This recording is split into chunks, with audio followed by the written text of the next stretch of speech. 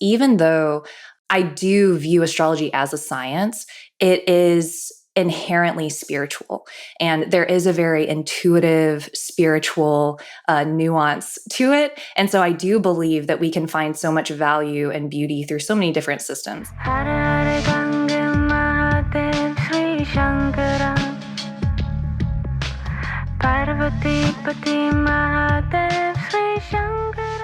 Hello. I'm Sahara Rose, and this is the Highest Self Podcast, a place where we discuss what makes you your soul's highest evolvement. If it's your first time listening, welcome. I'm so grateful to have you here, especially this year, 2023. We're doing big things. We're shining our lights like the sun beings that we are, and there is so much beauty and magic and creativity ahead for us, as well as lots of new learnings and healings and up-levelings that we're going to experience this year. So this podcast has been happening now. This is going to be the 6th year of it. And I love having conversations on spirituality that are modern, grounded, ancient, fun, relatable, full of joy, sacred feminine wisdom. And I'm so grateful to have you here.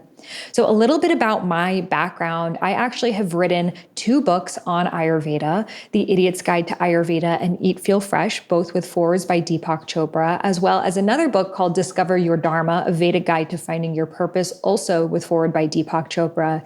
So I spent 2 years living in India, actually studying Ayurveda, and 7+ years of my life being an Ayurvedic practitioner and really bringing this ancient Vedic wisdom, which is the sister science of yoga, out into the world. So a lot of people ask me, because I have a school called Dharma Coaching Institute, where we train Dharma, soul purpose, and spiritual life coaches. A lot of people ask me, how can I see my Dharma through my astrological chart? And I share with them that it's not related to your Western astrology chart, but it's related to your Vedic astrology chart. So then the question comes, how do I read my Vedic astrology chart? Where do I look that up? Why is it different than my Western astrology? So this conversation is going to answer all of your questions and so much more. So I have done several Vedic astrology episodes here over the years on the podcast, and I'll link some of them below with Dr. Suhas Kshirsagar as well as with Laura Plum. Dr. Suhas is one of the OGs in Jyotish Vedic astrology, who was actually brought here by Maharishi Mahesh Yogi. He is Deepak Chopra's Vedic astrologer and Ayurvedic doctor, and I met him through Deepak, and he is so full of wisdom.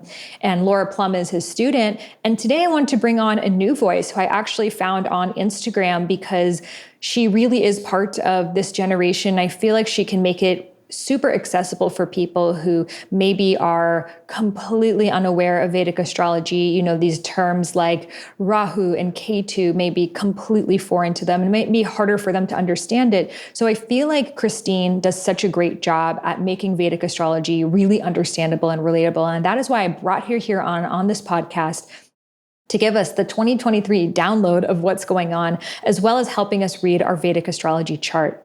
So before this conversation, she actually read my chart. So you get to hear about it in this conversation. So I'm kind of someone that you've gotten to know here on this podcast a little bit. So you're able to see how it's making sense in my chart. So we go through lots of questions you might have, such as why is it different? What are the meanings of your rising, moon, and sun in Vedic astrology? How to tell what your past lives are, and so much more. And then she also shares what she sees coming in 2023 and how we can be ready for some potential challenges and obstacles, but ultimately how it's bringing us closer to the light and the truth. So without further ado, let's welcome Christine to the Highest Self Podcast. Welcome, Christine, to the Highest Self Podcast. It's so good to have you here. It's such an honor and a pleasure to be here. Thank you so much for having me. The first question I would love to ask you is, what makes you your highest self? Yeah, I think that what makes me my highest self is being in company of amazing beings. And so when you first asked me that, I think of my teacher, I think of all of the people who have influenced me throughout the years and helped shape me into the person that I am. And so I think that it's having positive associations with people who are also seeking and on the path. Yes, there is so much that we can learn from each other, I love having this podcast because every single person here is like, you're going to be my teacher in this hour. And like every single person has such wisdom to learn from. And I got the chance to actually do a Vedic session with you last week. And I have loved learning about Vedic astrology, especially because it's the sister science of Ayurveda, which is what I have studied and what my background is in. And even dharma, this concept of your soul's purpose. A lot of people ask me, well, I'm curious if my astrology is related to my dharma. And I tell them, yes, but it's not your Western astrology, because the sister science of dharma is Jyotish, Vedic astrology, which is, one of the most ancient forms. And I would love for you to share with us a little bit about what is Vedic astrology, what is Jyotish, and maybe how is it a little bit different historically than Western astrology? Yeah. And so I love that you bring up the idea that, or not the idea, the reality that Jyotish is the sister science of Ayurveda and yoga. And that's one of the first questions I always ask people when we're having a conversation about astrology. And I'm like, well, the sun sign, it's going to change whenever we talk about Jyotish. And then people get a little bit uncomfortable because they get so attached to their Western signs and the Western placements. And so I ask them, I'm like, do you like yoga? Do you like Ayurveda? Because if the answer is yes, Jyotish helps complete that system of science. It helps complete the system for true, evolution and self-discovery that it was intended for. And so Jyotish literally translates into the science of light. And so what we're doing is we're studying how the astral bodies are influencing us here on Earth. And I think that what a lot of people get confused about is that Western astrology is actually not using the literal astronomical placement of the planets. It's using the placement of the sun. And in Jyotish or Vedic astrology, we're using the astronomical literal placement of the planet. So that's the second question I ask. It's, do you want to know where the planets were literally sitting? Because that's what we get to study. And I think it's a really amazing, beautiful, and intimate opportunity to see what the planets and what the stars were doing at the moment that we took our first breath. For me, a huge wake-up call was going into the Sahara Desert in Morocco this year and using the app so I could see where the constellations were, and you could just see everything so brightly out there. There's no guess.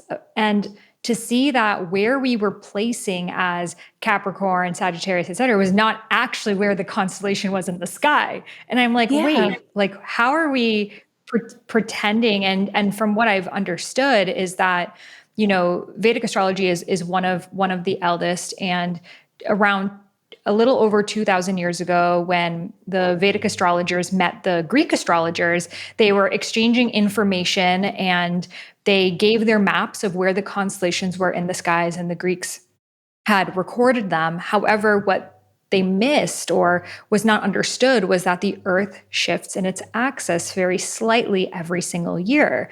So today, the Earth shift in its axis is around, I think it's like 23.6. Maybe the specific degree that it's shifted in the past 23 years. And that is why where they actually are in the sky is about 23 degrees behind where we think that they are. So for example, in Western astrology, I am a Capricorn as my sun sign, but in Vedic astrology and where the sun actually was when I was born in the sky, it was actually in Sagittarius.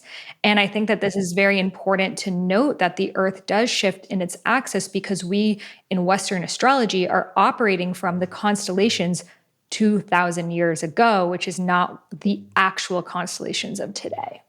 You summarized that so beautifully. I'm going to have you on my podcast and say that all again. But yeah, And I think a lot of people get defensive when this conversation comes up, because it's not to discount Western astrology. I still follow many Western astrologers, and I'm like subscribed to an app that gives me my Western astrology. And I do. And it's like, I really think it's the astrologer at the end of the day and how they intuitively perceive the information. And I know Western astrology is a little bit more harvest oriented, more focused on the sun. It's a little bit more micro, whereas Vedic astrology is a little bit more macro. It's focused more on the constellations and more of the galaxy. So Yeah. like there is definitely a lot of truth that can be gained from Western astrology. I think it's just important to note that what you might think is your sun sign or moon sign or rising sign, that's not actually where those planets, that those constellations were when you were born. Yeah, exactly. Exactly. Yeah. And so, I mean, if people want to test it out, like today, it's November 22nd, 2022. I'm not sure when this is going to be publishing, but when you hold, like you were saying, a star app up to the sky, you would see that we're actually in Scorpio season now. And so in Western astrology, they're kind of wrapping up Scorpio season, but in sidereal astrology, we're just getting started. And we can see that given the true placement of the planets. And I also really love what you said about at the end of the day, it being the astrologer, because even though I do view astrology as a science, it is inherently spiritual. And there is a very intuitive, spiritual nuance to it. And so I do believe that we can find so much value and beauty through so many different systems and modalities. So I love that you said that. Absolutely. And at the end of the day, it's whatever serves you, whatever empowers you and helps you. So I'm curious in your perception, when you work with clients and they may have always been told their sign was, what it has been in Western astrology since they were reading Cosmo magazine, like we're very, focused on the zodiacs, right? And then they learn about their Vedic astrological signs. What's the typical reaction that you see? It varies. To be completely honest with you, the vast majority of people are like, this makes so much sense. The vast majority of clients that I get are amazed at how much the Vedic chart resonates with them. And other times people will come and they'll be like, man, but I feel like a Libra this entire time I've resonated with Libra. And I'm like, well, guess what? In Vedic astrology, your moon is in Libra.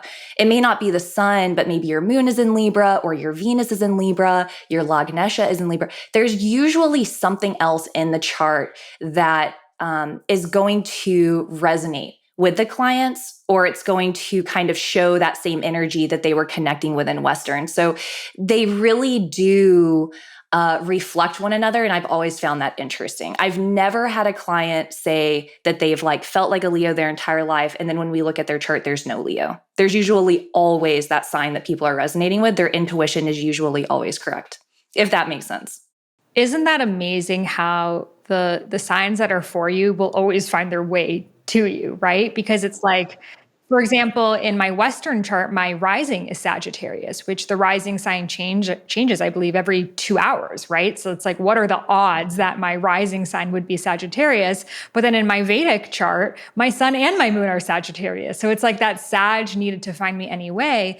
And when I first learned about Vedic, I was like, well, I definitely see the Capricorn because I'm, a very hardworking person and, I create a lot of things, but I still had like 5 planets in Capricorn in my Vedic chart as well. So Yeah. it's like, it's still going to show up. It's just going to be a little bit different. However, I never felt like that's why I honestly never really looked into astrology until interviewing an astrologer on this podcast, because I never felt like the Capricorn definition that I would read about that was very just like organized, like, Miranda from Sex and the City vibes, like super type A. And I'm like, I am so not that person. I'm always asking, what is the truth? And I love to travel. And so the Sag made so much more sense to me. But I feel like in the Western world, I have more of my Western chart. Like in the Western world, I can be that Capricorn, but my true self is more of my Vedic chart. Wow, that is such an interesting reflection. Yeah. And I have two things to say. First of all, with my Western chart growing up, I never resonated with my Western sign at all. And I was so interested in why, because I could see that there were patterns. What was your Western? I don't ever talk about my chart. Okay. Secret. Yeah, I'm sorry.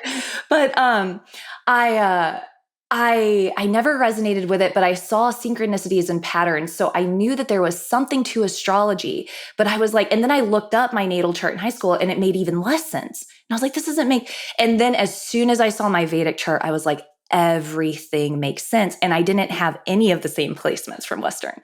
So you'll see people like you where you find the overlap and you're like, okay, I can relate with both and I see the crossover. But for me, that sun sign that I would have had in Western, I didn't connect with at all. And I have no planets in that sign in Vedic.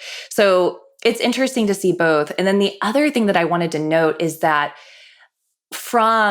I don't want to pigeonhole Western astrology necessarily, but I think that we as a collective have a tendency to approach astrology with the mindset of what comprises my personality and what comprises my different traits. And when we really look at what we're doing with Vedic astrology, we're looking at a karmic blueprint. It's like a genetic map of our karmas, of what we've done in past lifetimes, what we're here to experience in this lifetime, and, perhaps where we're headed in the future if we're not reconciling, learning, and evolving. So it goes well beyond just the personality or personality qualities. It's really what we're intended to learn and experience in this lifetime. So I definitely want to get into looking at past lives in our Vedic chart. So we're pinning that because we're coming back to it. But I want to talk about the significance of your rising sign in Vedic astrology, because I remember in India, they told me people were asking me what's my sign. I would tell them my sun sign, and they're like, "No, we're asking about your rising sign." I'm like, "Why my rising?" Because it's like almost like in Western, no one really talks about that. They're like, "Well, that's the one that matters to us because it's like how you're going to interact with us." So I would love to hear more about the importance of each and every one, because I feel like in the Western world, it's very sun sign focused. Yeah, and I love that you brought that up. And so Western astrology, as we know, is a solar-based system. So if we know your birthday, we can know your sign. Vedic astrology is a lunar-based system, which means the moon sign is actually way more important than the sun is. And I like this about Vedic astrology, Jyotish, because the moon changes signs once every 2.5 days, whereas the sun is an entire month. And the rising sign is every 2.5 hours. So we're getting more and more specific and precise when we look at where the moon was when you were born and then what your rising sign is. So I do want to point that out as well, is that when we get into those quicker moving planets, we can learn so much more about an individual in an interpersonal way. It's not as broad scope as an entire month. And so the rising sign sets up the entire path of somebody's life. And it has so much to do with who we are at our core. And so earlier, I love what you said when you were like, it really is like, it's who I am. You know what I mean? Like at a base level. And the way that I like to think about it is that the rising sign is who we are untouched by the influence of our mother, the influence of our father, the influence of society. It's who we are when we really come into this world. And when we strip away the layers. And as I mentioned, it does set up the path of our life, which is, of course, very significant. The moon in Vedic astrology has to do with our mind, our emotional way of approaching things. How I like to describe it is that the sun is who we see when we're walking out, in public, or when we're speaking, or when we're at work. The moon is who we are when we're with friends. It's who we are when we're with family. So it's that more emotional approach. And again, kind of how we think and feel about things. It does have a lot to do with our personality as well. The sun is more of that ego and what shines to the world and what people kind of perceive at first glance. And so some people like you have moon and sun in the same sign. So who people see, it's exactly what you're putting out there. People are going to know exactly what you're thinking and feeling. You're going to have your opinions. And I always get that feedback. They're like, you're exactly how you show yourself to be online. I'm like, isn't everyone? But I guess some people maybe aren't even designed to be that way. No, not at all. Some people are designed to have secret lives. But of course, you are a Scorpio rising, right? So there is this very deep, mystical kind of hidden inner world that you may experience. But for the most part, when it comes to your public life and who you are with other people, it's going to be really consistent, I'd imagine. It's like my whole career has just been around sharing what I'm personally going through, So maybe that's because my sun and my moon have been in the same sign. And in fact, it's been sharing my more metaphysical and spiritual and philosophical self, which is in that Sagittarius energy. So it makes total sense. And I think that what you just said is really important to differentiate, because in Western astrology, we hear a lot about how your rising sign is that first impression that people get of you, whereas your moon sign is like your emotional self, and your sun sign is like your more innermost self. But now the definitions are a little bit different in Vedic astrology, with you saying that your moon sign is more who you are, not just emotionally, but also mentally. Your sun sign is more of maybe how you come off to other people and your ego self. And then your rising sign really having a lot of your truth in you. So it's like a total paradigm shift in even the way that we see these things. Yeah, it is for sure. And I do want to say, the sun, it does have a lot to do with our soul and what our soul's focus is going to be. And so the sun definitely has a lot of depth to it, but I think that you summarized it all perfectly. So fascinating. Okay, so let's talk about past lives, because we love talking about past lives on this podcast. And I asked you when you were looking at my chart, I was like, could you tell what was one of my more recent past lives? And you were, and it's always the same thing that every astrologer says. So what are you looking for when you're looking at that? Yeah, well, what I always like to remind people of, because sometimes I'll sit down with a client and they'll be like, I want to see like karma, like what is the karma? And the truth is that the entire chart is karma, right? It's like you are a Sagittarius because you were intended to share about philosophy and spirituality and truth and knowledge in this lifetime. And that's just your moon and sun, right? So we can gain insight on what someone's karmic indicators are with anything in the birth chart. But the two main indicators of karma are going to be Rahu and Ketu. And so Rahu and Ketu are the south node and the north node. And in Vedic astrology, they take on different meanings. From what I understand is that the north node being Rahu, there are nuances of difference. So they indicate different things. So Rahu is going to indicate a forward moving energy, something in our life that is going to be insatiable, that we have to move for. It's going to be obsessive, and for you, like we talked about, it's like writing and expression and creativity and media and like creating beautiful things. And so that's just like this impulse that you have to do. It's part of your karma. No one can hold it against you. You've got to do it.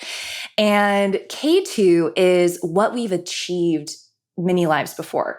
It's almost an area of mastery. But of course, if we had mastered it, we may not be incarnated again. So we didn't fully complete it because we're here, but it's an area where we spent a lot of time investing time in and investing resources in.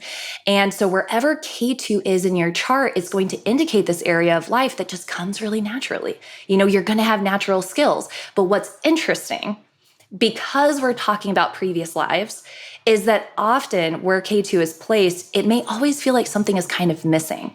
And the way that I like to rationalize that is it's like we're trying to remember, but we can't quite remember because it was a previous lifetime. So we're always trying to put our finger on it. And so it's a really interesting, they're very fascinating placements to look at and assess. And for you, do you mind if I share a little bit about your chart? I know I've been sharing. I should have asked for permission. Yes, you can share.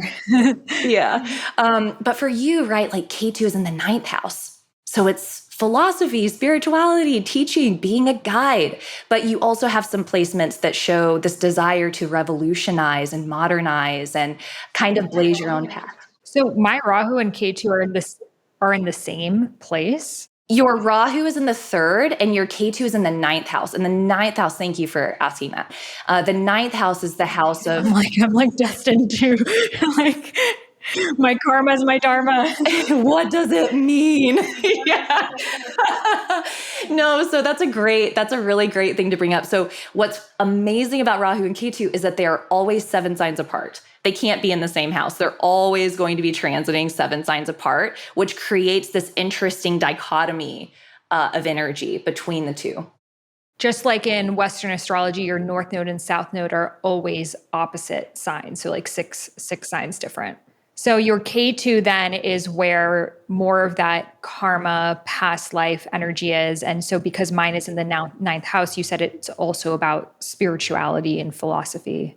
Yeah. And that's what we were coming to about those past lives that you've had. It's like you've been a teacher, you've been a guide, you've been invested in truth and tradition, right? Like you've done tradition. So now it's no time for tradition anymore. You're wanting something else, right? So K2 can kind of create it can also create almost a disconnect as well. Not all the time. We need to see the chart, but K2 is the great separator. It completes an energy so that we can move beyond it. So it's a separator, but it's also the liberator. K2 is moksha karka. Karka means significator of, and moksha, as you, I'm sure, have taught on this podcast many times, moksha is liberation, freedom from material reality. So K2's job is to help us transcend and release ourselves from the cycle of death and rebirth. It's the only planet that truly wants to separate us. All of the other planets attach us to what's beautiful and what's shiny and what makes us money and what gets us a good partner and all of that good stuff, right? K2 is the only one that's disinterested. It's only focused on moksha. So wherever it is, it can help us complete that cycle of energy so that we don't need to complete it in previous or in future lifetimes. So if someone's listening to this, how can they find where Rahu and Ketu are in their chart? They can go to a chart calculator. If they want to use my chart calculator, I have a free one on my website. It's innerknowing.yoga. And then you would go to offerings and then chart. And I actually have a bunch of resources there as well for people to learn more about Vedic astrology in their own chart. But if they go to that chart calculator, wherever they see KE, that's going to be K2. And that's going to be the house that their K2 is placed in. So because the houses are a little bit differently, how do you suggest they understand what does that house now represent? That's a great question. And again, I feel like this is shameless self-promotion and I'm not intending it to be, but if you go to my website. No, we want to use your resources, girl. Yeah, if you go to my website, I have a video linked there that teaches you how to read your chart. And then I have playlists available. So if you see that the KE is placed in the first house, you can listen to the house playlist and what the first house represents. So I have a house playlist. So you can find your K2 and then whichever house it's in, you can listen to that playlist on Spotify and you can learn all about that house and what it represents. Amazing. And I think it's super helpful to learn about, all of the different houses, because then you can look at your whole chart and say, oh, my Jupiter is in the, seventh house and my et cetera is in this house, and like understand, just like if you were reading a Western chart, you could start to read your Vedic chart and understand what each of these things represent. So I highly recommend looking into it. Yeah, absolutely. Yes. So another thing I really would love for you to touch on that's very unique in Vedic astrology is that we are all born in a continuum of this 150-year period where there's like different planets for certain numbers of years, and you're born somewhere in this timeline. So someone might have been born in their Venus period. Someone might have been born in the Rahu period. Someone might have been born in the Ketu period, Jupiter period, Saturn period, and they're going to go through their lifetime. It's all the same order, but for example, I was born in my Venus period, so there might be some periods out of these 150 years that I might not experience in this lifetime. Whereas my friend, he was born in his Rahu period. So he's like now stepping into his Saturn, which I'm not even going to step into until I'm like in my 70s. So can you share a little bit about these like timeline journeys that we're on? I would love to. And I do want to say you were actually born in the K2 period. Oh, when I looked up my chart, it said, it was the last year maybe. It would have been the last year because your moon is in Mula. And Mula is the galactic center. It's one of the most spiritual portions of the sky, right? And we just talked all about K2 and that mysticism and that spiritual component. And so people who were born in the K2 Dasha tend to be very mystical. So I just wanted to catch you. And then you stepped into Venus. So you didn't have to spend much time in K2. But got it. Because when I was looking at it, I was like, oh, it seems like it's all Venus at the beginning. But yes, you're right. I got the very last year of K2 and then was like, bye K2. I'm going into Venus now. Yeah. Yeah. And so what you're referring to is the Dasha period. And this is something that is completely unique to Vedic astrology. And I always like to share that. It's like, obviously, Vedic astrology is my heart and soul. I try to brag on it as much as possible. We've got the divisional charts, we've got the Dasha system. We have so much that's so valuable in making predictions specifically. Vedic astrology excels in prediction because of these different tools. And so the Dasha system is planetary periods that we move throughout our life. And earlier I referred to the system of astrology being lunar based. The entire cycle of dashas is determined upon the placement of your moon at birth. So whatever moon sign your moon was in, the ruler of that sign is going to set into motion the dashas. And, then we could get into the nakshatras and what they mean, but I'll try to stay on topic. And so the dashas are going to be, like you were mentioning, K2, Venus, then we would move into the sun, the moon, Mars, Rahu, etc., all of the planets.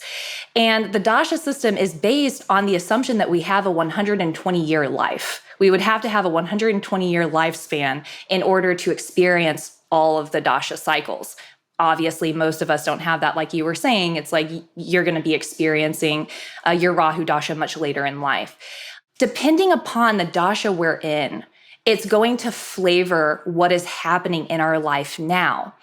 And so, for example, Venus is easy. Venus could be beauty, getting in touch with our own personal style. It could represent relationships. And it's going to emphasize where Venus is placed in our birth chart. Wherever Venus is placed, that house, that sign, any conjunctions with Venus are going to come to life.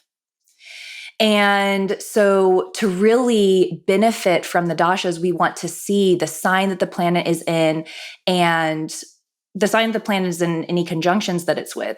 If the planet is very well placed, so for example, again, if someone is going through a Venus dasha, their Venus is exalted in their first house. That's a beautiful period of time. You'll probably experience a very fortunate period.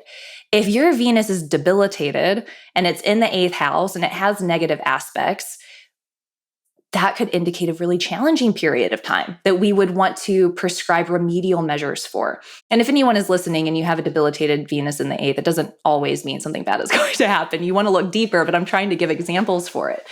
But these dasha systems are going to help us navigate when periods of time are going to be auspicious. When should you have a meeting? When should you have your get-togethers or book publishing? When should you open a business? We would look at your dashas to figure that out. Similarly, when may there be a death? When may there be car accidents or health issues? We would refer to the dashas because events really cannot occur if the dasha does not allow it to. Dashas are what set into motion big events in life. It's very powerful. I think that's so important to note because we all are experiencing life in our own timeline, and someone else might be in a different period. And it's so beautiful to look at your dashas throughout your life and look back and be like, oh, wow, the year that I moved from my, moon to my Jupiter, this really significant thing happened, or the year that I moved from this one to this one. And you always notice it's like a huge life change. And It's also fascinating too, because every single year of it, the dasha has like a sub planet. So for example, I think this year I'm in my moon dasha period, which are each of them 7 years? How long are each of these periods? They all have different periods of time. So like Venus is 20 years, the moon's going to be 10. It just depends on the planet. There are some that are longer and then some that are shorter. So in my own spiritual journey of really honoring the sacred feminine energy within me, I realized that we're not all the same and we all have different pathways that we can take that I put together in creating 5 archetypes, which I call the rose gold goddess archetypes. They are the embodiment queen, the womb whisperer, the intuitive oracle, the expressionista, and the joy priestess. And I've put together a free quiz so you can find out what your unique combination are. So the embodiment queen is the person who's always in her body, dancing, moving, very connected to her nervous system. The womb whisperer always knows where she's at in her menstrual cycle and probably has a yoni steamer in her bathroom. The intuitive oracle has 3 oracle card decks on them, a pendulum, and knows about their past lives. The expressionista is creating art through everything, through singing, dancing, writing poetry. Everything for her is an opportunity to create art. And then we've got the joy priestess who wants to laugh, dance, and not take herself super seriously. You can find her doing karaoke at an improv class or twerking it on the dance floor. You can guess which one I am. So you can head over to rggquiz.com to learn what your unique rose gold goddess archetype is. Again, that's rggquiz.com, and you can find that link in the show notes. And I've created custom graphics that you get in your results so you can share which rose gold goddess archetype you are. I'm super excited to see.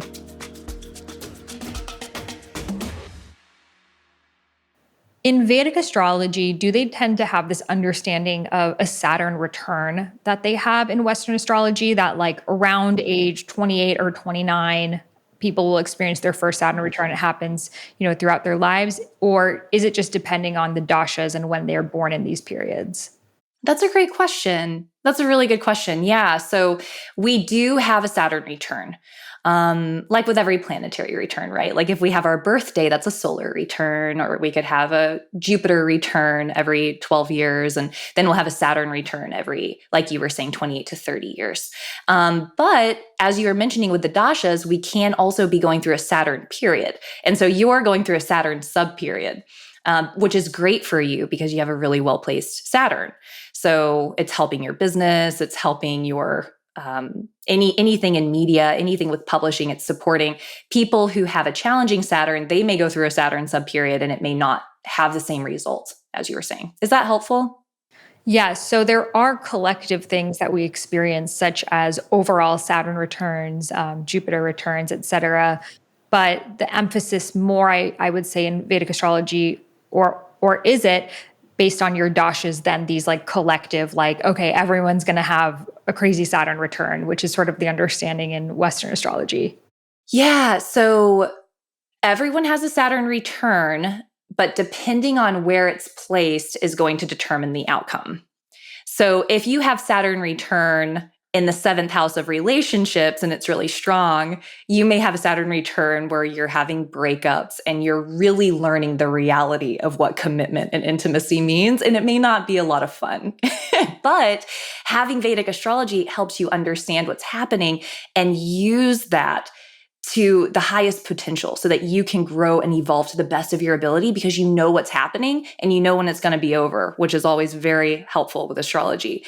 Other people, they may have a Saturn return in their first house. Saturn may be exalted or in a friendly sign, and that may be when they feel that they're stepping into their power, that they're learning about the responsibility that they have in life, how they can show up as an authority figure, how they can take care of themselves better. So it really depends on the house that Saturn is in, and most importantly, the dignity, the sign that Saturn is in, how easy or how difficult it's going to be. Is this something that we would be able to tell from our charts without being astrologers, like whether our Saturn is strong or weak? That's a great question. It would probably take a little bit of researching, but if people are interested and they're looking, if Saturn is in Capricorn or Aquarius or Libra, that's a really good place for Saturn to be. If Saturn is in Aries when someone was born, it's technically debilitated.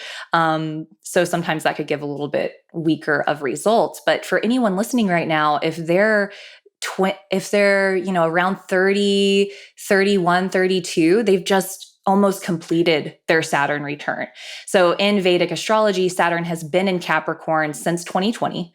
And so that's been Saturn return for anyone who has Saturn in Capricorn in their birth chart.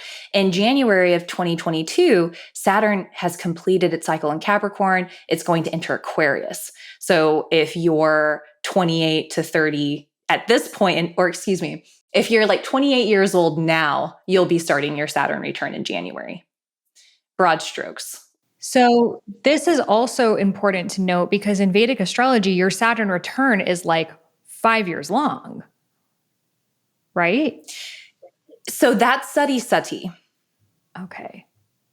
Because I remember this Vedic astrologer telling me it's like your Saturn return is like 28 to 30. It's like I'm still in it right now, That's for you. Yeah. So you're in Sati Sati right now because your moon is in Sag and you'll end Sati Sati in January. So you got your Sati Sati and Saturn return out of the way, which is awesome. And in one transit, some people aren't as lucky. But so Saturn return is a 2.5 year period. What is Sati Sati? Sati Sati is a 7.5 year period. And that's when Saturn is transiting the sign before, the sign of, and the sign after your moon. So for you, because your moon is in Sagittarius, when Saturn was in Scorpio, Sag, and Capricorn, that's your Sati Sati. So you're done in January. So party, listen to your favorite music, invite people over, have a blast. Yeah. And I want to use you as an example too here in a second. But anyone who has their moon in Capricorn, Aquarius, or Pisces, they're going to be in Sati Sati come January. So Capricorn, Aquarius, and Pisces are in Sati Sati, come January 2023. So Sati Sati is a 7-year period, correct? Yes, approximately 7.5 years. Mm-hmm. Okay. And how long is a Saturn return? 2.5 years. Okay, got it.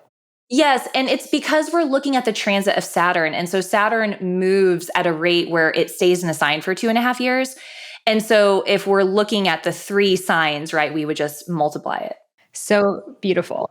Okay, good. But one final thing on Sati Sati, because someone may be listening, they're going to look at their Vedic chart, they're going to see that they're in Sati Sati, they've got their moon in Capricorn, Aquarius, or Pisces, and then they're going to look it up online. And then it's going to be like the WebMD of astrology. You look up Sati Sati, and then all of a sudden, you're going to be terrified, and it's going to be this horrible moment. Don't look up Sati Sati online. Sati Sati is a period where you have the opportunity to master something. And there usually are challenges. There's usually layers that are stripped away. There's usually new responsibilities that we have to take on.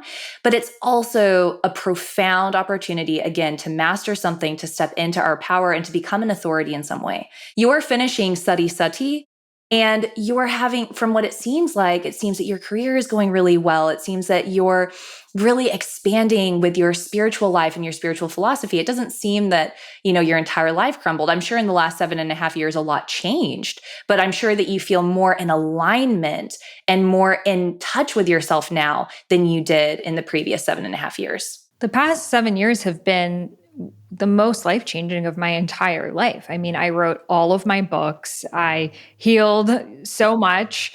I created this podcast and Rose Gold Goddesses and Dharma Coaching Institute and like everything that I have in my life. Even I met my husband exactly 7 years ago. So it's like every single thing I have in my life has been created in this Sati Sati period. So if you're in it, it's going to be a good time. Don't worry. Yeah. Yeah, but you handled it so well. You used discipline and commitment. And Saturn is about discipline, commitment, and responsibility. So if you have a good Saturn in your chart, it's usually not a problem because you're like, Saturn, discipline, commitment, I've got this, step back, right? But if we struggle with that, it might be a little bit more difficult. So if we're stepping into that period, just remember that the more serious we are and the more committed we are and structured, how we plan long term, if we're envisioning things for the long term, we don't expect things to come naturally or easily, it's going to be just fine. Writing books is not easy. No. Creating a business is not easy, right? Exactly. And I think that our greatest work comes from facing our obstacles head on and understanding what the lessons are. And I think sometimes in like the very commercial astrology, we're like, oh no, Mercury retrograde. And like we make ourselves victim to what's happening in the skies. But the truth is everything is here to serve us. And you can take anything, whether it's the Mercury retrograde or your Saturn return or the Sati Sati or whatever else it is, and use it as a catalyst for your dharma. And ultimately that's what it's there for. Perfect. So let's talk about 2023. You're going to do a whole goddess circle in Rose Gold Goddesses, which we're so excited to do to start the year. But I would love for you to share what are the main themes that you have kind of been looking at for the year ahead? Yeah, so we do have some pretty significant shifts coming up on the horizon, as I'm sure you know. And unfortunately, we're American. I'm American. And so I spend a lot of time looking at the US chart. And so sometimes people in Europe or other countries, they're like, what about our charts? And I totally get that. But the USA, it does have a profound impact on the globe. And so I try to remind people of that. And so typically when I'm looking at the years to come, I spend time looking at the planetary transits collectively, but then also, of course, in relationship to the US and what's going to be happening with US politics and all of that. And so since oh man, I don't remember when I started my podcast. I think it was 2018, but I've been talking about this for a long time. I've been looking at Pluto return for the United States. And so I think that this is like the most notable event. And Pluto entered Capricorn in 2020, which is where it's placed in the chart of the United States. And we're going to have an exact Pluto return in 2024. So that's not next year, but it's the year after. And I always like to remind people that we're looking at the long game. Which is election year. It is election year. Man, I could go into that. I've been looking at it. But it's going to be an interesting election. I created a post on this, just kind of breaking down what's going to be happening for the US. It's going to be a very interesting ride. I don't even know if we need astrology to tell us that at this point. But next year, though, we're going to be moving towards this Pluto return. And Pluto is the planet of death and rebirth. And it's the planet that breaks things down so that it can rebuild. The beautiful thing about Pluto is that it does promise a rebirth, right? And so we have to keep that in mind. This is the first Pluto return that the USA has ever experienced ever. So we're kind of on uncharted territories. And usually what we do in astrology to figure out how the planets may act or what may be created is we go back in time and we look at what was happening.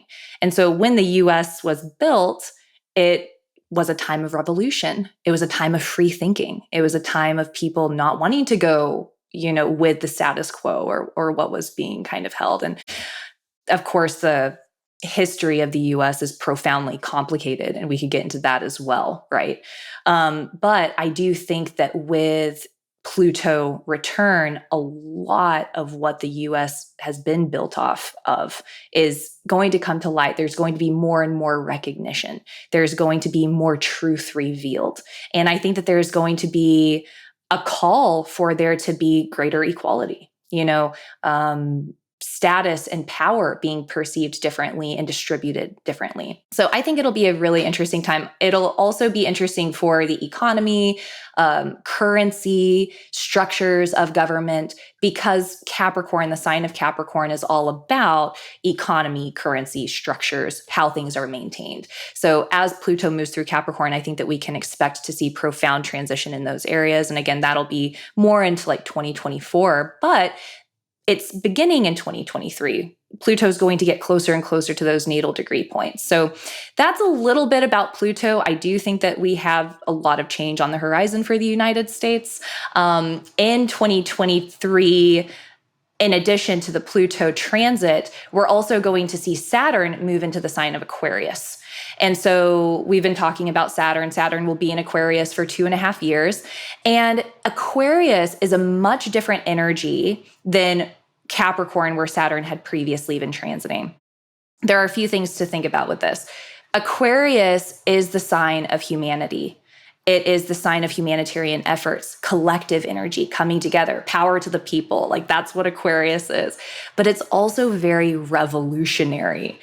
It doesn't like to be confined by ideals or titles, definitions. It always likes to question, well, what's beyond that? How can I view things differently? And so I do think that America specifically, and probably around the world, we will see groups of people come together to strive for power and influence that is outside of traditional structures of power, if that makes sense. I think that we'll see more people coming together, revolutionary movements, maybe even rebellious movements. When I was doing research on this, the last couple of times that Saturn was in Aquarius, there was a lot of revolution and rebellion around the world, and it wasn't always positive. It wasn't always peaceful. So I don't want to paint this picture that it's going to be like this humanitarian movement necessarily. I think that there will be groups of people wanting power outside of the systems, for better or for worse. What's interesting for the United States is that the USA is actually in Sati Sati. So the USA's moon is in the sign of Aquarius. So this 2.5-year period, we're kind of in the thick of Sati Sati together here in the United States, which I think is going to put a lot of responsibility on the United States. I think that we're going to really be trying to work to get things together, work to get things under control. I think that there's going to definitely be a lot shifting in terms of politics and law. And yeah, I think it'll be interesting. I can just keep going, but I want to give you a chance. I can just keep rattling on all day. We're here for it. We're taking notes. It sounds like it's going to have similar themes to some of the 2020 movements. Is it like, what was the difference of what was happening in 2020 as opposed to 2023? Beautiful. I'm so glad that you asked. So in 2020, this was when Pluto entered Capricorn, and it was also when Saturn entered Capricorn. And so that was such a profound period of time because this was when we really started seeing collectively how implicit bias works, right? How systems have been constructed in a way that's unfair, unjust, unethical, how power is distributed amongst people. This was when the George Floyd occurrence happened, right? This was when so much was revealed, and as I mentioned, racism, implicit bias, so much came up with women and women's rights, women's related issues. All of this is related to systems of government. And that's what Capricorn is all about. It's the systems that uphold us, things that are ingrained in our mind, whether we're aware of it or not, right? Paradigm construction, but then also societal construction.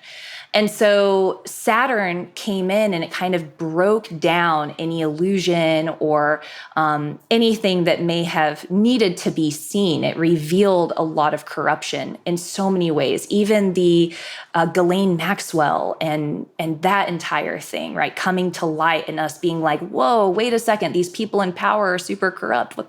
Right? So Saturn and Pluto together in Capricorn really kind of broke that down. Now Saturn's getting ready to go to Aquarius, where it's like, okay, we've got this information. What are we going to do about it? How are we going to change things? How are we going to make things more fair and more equal? So I think that once things shift into Aquarius, once Saturn shifts into Aquarius, I think that we're going to see so much more call to action and organization. And that's kind of what I was alluding to earlier, where I think that there's a lot happening in Aries as well, which makes me say this. I think that there will be a lot with rebellious tendencies, people being like really pushing back against the government, really calling for what they believe is fair and just. And we may even see new movements and people coming together to formulate new groups to create change specifically. Do you have any advice astrologically for us how to navigate these things? Is this the year about like going out there and fighting for your rights and being on the street? Is this the year to like step back and witness and not react too quickly to witness potential lies that are being shared? How do we navigate what's happening collectively? Wow, that's amazing. That's such a great question. And something that I did want to mention was being mindful of like false prophets. There may be people coming into power or people presenting themselves as teachers or leaders. We need to be really mindful of who we accept as leaders and teachers this year. So that's something to be really mindful of. And it could even be a time of tapping into the heart. I'm a huge proponent of teachers. I think that having guides and teachers and people to learn from is very important. And I also think that this concept of discernment, it's the compass of the heart. It's what keeps us out of trouble. And so I think that tapping into our inner discernment and our inner guide and what feels good for us and really evaluating who our leaders are, who our teachers are. Do they really exhibit and instill the qualities that we want to have in ourselves? Not trying to just follow anything blindly, really trying to keep that at the forefront. But then with some, in regards to some of the other things that we were discussing, I think that for some people, their dharma is to create change. Their dharma is to be out in the streets promoting what they believe in. And for each individual, they get to decide for themselves what dharma is. But dharma specifically was what I wanted to talk about with Saturn in Aquarius, because Saturn in Aquarius is all about revolution. And I think that collectively, we get really disconnected to what our dharma is.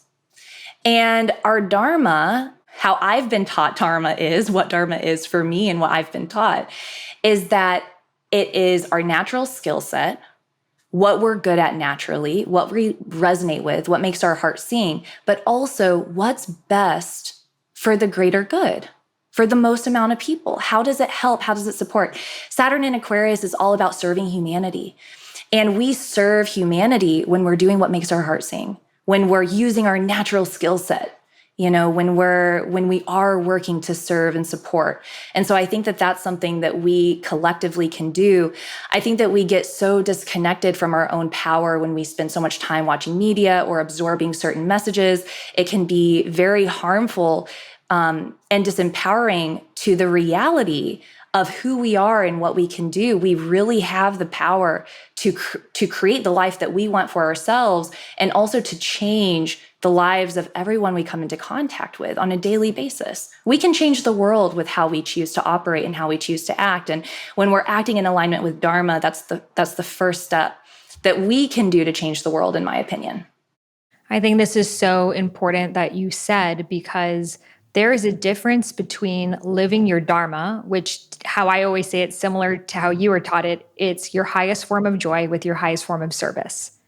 There is a difference between Wow. that and following whatever political leader claims is going to bring change. And I see a lot of people take their activism around, vote for this person because that's going to be the person who's going to bring all of our solutions. That person, and they're fighting. Is it this one or is it that one? And it's neither, because the whole system is fucked.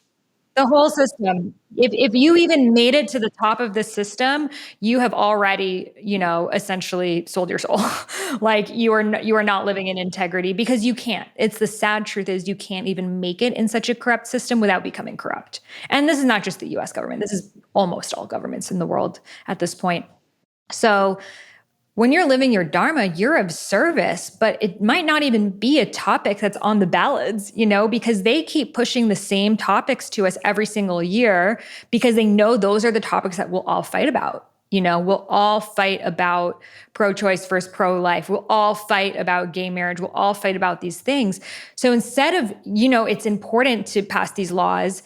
And, we were chatting about how the women's rights movement is happening, not just in the US and around the world. However, let's put our energy towards the actual grassroots organizations that are helping these very causes. And then the so many other causes that never get mentioned in the ballads, such as the many people dying of malaria today, such as the many women who have no rights around the world, such as human trafficking, such as, there's so many different issues out there. And it's important for us to realize that each and every one of us is here to be our own unique solution to a world's problem, rather than band against this one person and give up our sovereignty, thinking that this one person is going to be the answer, when, if we haven't learned our lesson at this point, no politician is going to save us. Right. Man, I got chills listening to you. I agree with everything that you said wholeheartedly. And we are dismantled when we're in fear. And the opposite, right? The opposite of what we're doing. If we're trying to observe mindfulness, if we're trying to evolve, if we're on this path of self-discovery, it's like yoga is to yoke. It's to come together, it's union, and it's finding, commonality and connection. And so when we're in fear and when we're damning one another and just so gung ho on being better or knowing more or being right, it's creating chaos amongst the solution. Because like you were saying, we're the solution. If we come together, if we find commonality, if we work to understand one another, most of the time we find that we probably have more in common than we thought. There are exceptions to that for sure. But the vast majority of us, I feel like, are actually kind of in the middle. You know what I mean? Most of us are pretty reasonable people. And again, it's just, I think that the media and I think that what's happening right now, it does such a great job at causing us to view each other as the problem, when really coming together is actually the solution. And that's what Aquarius is all about. It's humanity coming together to kind of form that power. And I really do hope that we as individuals can harness that for the betterment. Because the solution is not buying into a corrupt system that has been perpetuating inequality for however long, right? Like you were saying, nothing has fundamentally changed right now. And hopefully we're working towards fundamental change, but we need to be able to see clearly. I'm curious in Vedic astrology because in a lot of the gene keys in human design, which is based more on Western astrology with I Ching, they talk about how we're in this shift between 2020 to 2027, that the illusions are coming to surface and the kind of threshold of this is 2024, where it's going to be the height of it. So it's like destruction of the old world from 2020 to 2024. And then 2024 to 2027, we start kind of the reconstruction of this new paradigm, which we will enter into in 2027. I'm curious if these dates are significant in Vedic astrology as well. Yeah, it's really interesting. I think that there is a lot of change to come. I think that it's going to take a while. I don't know if it's it may take a few years, but the dates that are incredibly significant to me is the 2024, where they're saying that this is kind of the pinnacle where a lot is, maybe there's some more difficulty, challenges, maybe some chaos happening. That's the exact year of the Pluto return for the United States. And so to me, I think it aligns and makes a lot of sense. And what I try to remind people about all the time is that for change to occur, big events have to happen. And so if we want a different world, if we want things to function differently, there has to be a lot of really big events in order for that to happen. We're not just going to slide easily from one thing into the next. It's going to have to take a lot of work, and there's going to have to be a lot of uncomfortable change. And I think we're kind of preparing for that, and the years make sense to me with the human design dates. Absolutely. Sometimes we have to hit rock bottom. You have to experience the karma to turn your wheels over and then move towards your dharma. And that's when you experience the kriya, the flow. And then sometimes, the collective karma as well, of like all of the ways that we collectively have not been listening, all the ways our government has not been listening, all of the ways that we haven't been listening to Earth, to humanity. I think this is all continuing to bubble up and bubble up. And, with 2024 maybe being that threshing point, it's like, how beautiful. It's not that far away until we can finally just like pull off the Band-Aid and see it head first, and we can start to rebuild from there. I'm curious, like, my prediction is that we're not even going to have this government structure anymore. Like this one president at top, two-party system, the electoral versus the popular vote, it's not working. No one feels heard on either side. The moment that any progression of change is being made, we typically flip-flop, whether it's the president or the Senate, to the other side. So then they block that change. So it's like there's no change being made. There's so much bureaucracy, which is why I left working in nonprofit organizations, which is what I used to work in. And then the change makers like myself, yourself, a lot of the people listening don't want to be involved in government. We don't want to be involved in these nonprofits because we're like, our energy isn't going anywhere. There's just so much red tape and so much corruption happening. So I think that we are at the end of this system and it's no longer serving us. And I don't know everything that it could look like. Maybe we're going to go a little bit more local. I could see a timeline where maybe the US splits apart and there are, maybe there's like the coastal US is like one country and then the middle of the US. I don't know, because then you have places like Austin where you live that maybe would go more with coastal.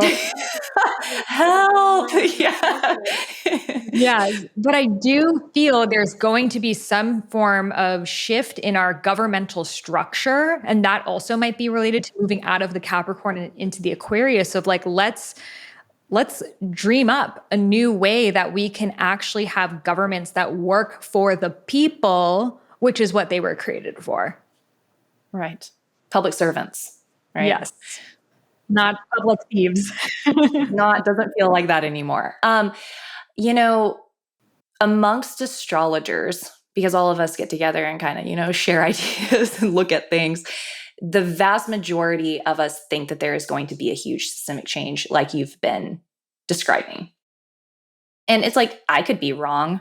I've been wrong before. It's not impossible. I really do think with this Pluto return, that a lot is going to change. And I did research on Pluto returns as well. I created a post on that for Portugal and just gave some examples of what that can look like in terms of people calling for change and people wanting a difference. And I mean, I don't know if this is going to happen in the US specifically, but like overthrowing the government, you know what I mean? Like forming coups.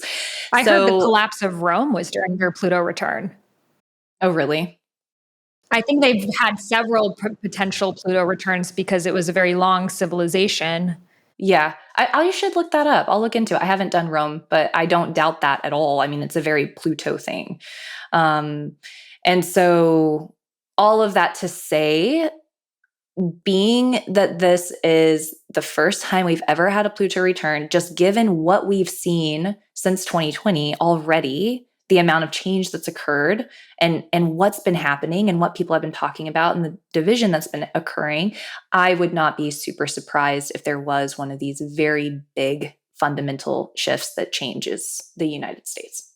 Yes. And while that can be scary, it's the only way that we can have a better reality is to let go of this former one that we just know isn't serving us. It's like right now in Iran, where my family's from, they're, first it began with protests and now it's like a full-blown revolution against the government. And the scary thing is like, well, then who's going to be in power after? And we don't know. But what we know is that this government is not serving anyone right now. And the only way that we can even begin to have the conversation of what comes next is to release ourselves from the suppression that we're under so we can even legally have a conversation around it. So I think that oftentimes we like clutch on to what is known, even though what is known is like you're in a zoo. You might know every single little quarter of your zoo, but like you're supposed to be out in your jungle, in your natural habitat. And you can only do that if you first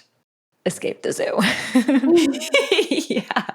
Yeah, no, exactly. I agree. And something also that I try to remind people is like this dance of Shiva, right? We're approaching all of this from a Vedic perspective, and we have the three main gods of Vishnu, Brahma, and Shiva. And so Brahma is creating, Vishnu is sustaining, and Shiva is destroying.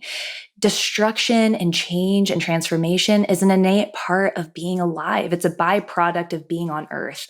And when we look back historically, things have always changed. Things have never stayed the same. This is a natural metamorphosis.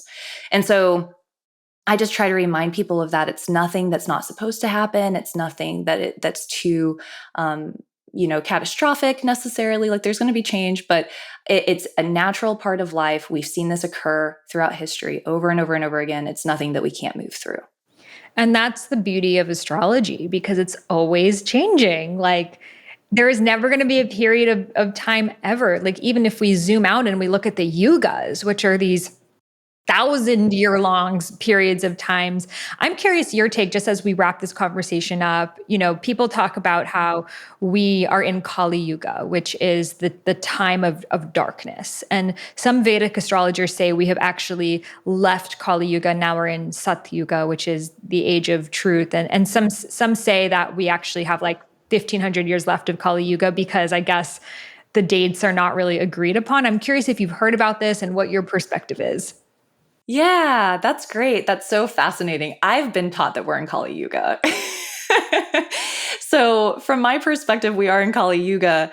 And Kali Yuga is a time of destruction, and we kind of can lose our compass and lose touch with what's real. We kind of fall deeper into Maya, or the illusionary quality of material reality. And I do think that we're kind of in a time where, talking earlier about like false prophets, right? We're in a time where we can become very easily confused on what is real and what truth is. And there's still a lot that distracts us from really deep meaning and really deep purpose and alignment. And I think that we are at this really cool juncture of time. Maybe I don't know, maybe we are near the end. I'm not sure. But I think that we're at this really cool juncture of time where there is this uprising of people who are wanting to heal and wanting to share real, authentic knowledge and really focus on what truly matters at the end of the day, and from a more spiritual perspective and a more enlightened, broad perspective. And so I think that we are at this juncture point where things will start changing in terms of our consciousness and what we're able to perceive and conceive of. But when we look at the vast majority of the population, I think that a lot of the world is still struggling to have the resources, have the time, whatever it may be, to connect to that higher plane. Absolutely. And how beautiful that even in the time of kal, the time of darkness and destruction, that we're able to have conversations like this, and that we may be the first generation to now be moving into sat, into truth and philosophy and understanding. And what a privilege to be born and choose to incarnate at this time, that we are literally setting up the foundation for this beautiful golden era to come. That is such a beautiful thing to say. And for everyone listening, what an amazing life that we chose to be interested in higher thought and to have the time and to have the resources and the accessibility to access, beautiful leaders like yourself and other amazing teachers and people who can help broaden our perspective and consciousness. It's like, it's such a blessing and it's such a boon, and it's therefore our responsibility to help share that light with other people.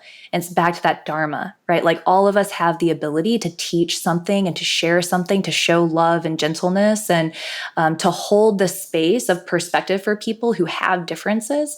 And so we have the ability to bring that opportunity to everyone we come into contact with.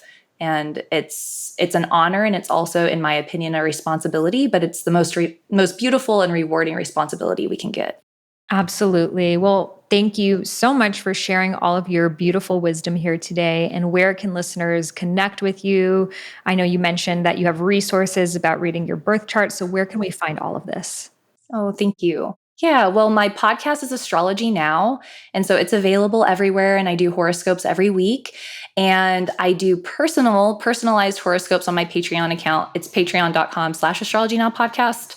My website is innerknowing.yoga, and that's the hub of resources for people to find playlists and videos and all of that.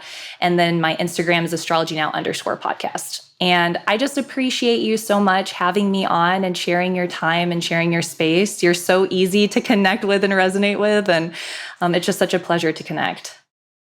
Well, thank you so much for helping make Vedic astrology more accessible. It's really challenging sometimes to find information on Vedic astrology. And I know I've been wanting to share more about it, but it's often very hard to even get the information in the first place and then translate it. So thank you so much for making it so easy for us to all grasp. And yay, we look forward to learning from you more and having you in Rose Gold Goddesses as well. Thank you. It's my pleasure. Thank you so much. So much juicy wisdom in that conversation. I can't wait for Christine to give us her full 2023 workshop in Rose Gold Goddesses, my Sacred Feminine Mystery School. So if you haven't heard of it yet, be sure to head over to rosegoldgoddesses.com to join the waitlist and to learn more about it. We have our annual retreat. Every single month, we bring on experts that you hear here on this podcast, doing exclusive goddess circles, sharing their wisdom and magic with you. I teach on topics such as past lives, intuition, expression, womb wisdom, and so much more. So if you love this podcast and you would love to be friends with people who listen to the podcast as well and go deeper into the topics with the teachers and with a community, then Rose Gold Goddesses is for you. So you can head over to the show notes or rosegoldgoddesses.com to learn more about it. I hope you loved this episode, and I would adore for you to share it on your Instagram stories, because it can really help so many people dive deeper into themselves. And when we have a world where people are more self-aware and self-conscious, we're able to live our dharmas and be of service to humanity. So share this episode. And if you leave a review for the podcast, I will send you a free gift, which is my womb meditation. Now, this is a meditation where you can connect to your womb wisdom and ask her answers and receive them immediately through the ancient connection that we have to this hologram living within us. So this is a really powerful meditation for connecting to your sacred feminine energy. And you get it for free just for leaving a review for the podcast. So head over to the iTunes store, leave a review, take a screenshot before you hit submit, and email it over to me at sahara@iamsahararose.com. You can also find that in the show notes below. Thank you so much for tuning in, and I'll see you in the next one. Namaste.